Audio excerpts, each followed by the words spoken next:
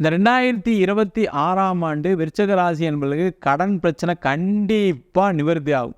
ஏன்னா ராசியை குரு பார்க்குறாரு, லாபஸ்தானத்தை சனி பார்க்குறாரு, சனி பகவான் வக்கர நிவர்த்தி அடைஞ்சு பார்க்குறாரு, அதேமாதிரி குரு உச்சம் பெற்று ராசியை பார்க்கறதுனால இவங்களுடைய நோக்கமே என்ன இருக்கும் அப்படின்னா 2026 ஆண்டு டார்கெட்டே என்ன?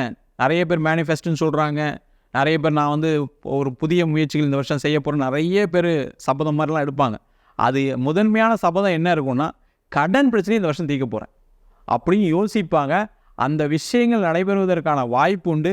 அதற்கு காரணம் இந்த குருவுடைய பார்வையும் சனி பகவானுடைய பார்வையும். அதனால் பார்த்திங்கன்னா பண வரவுகள் தாராளமாக வரும்.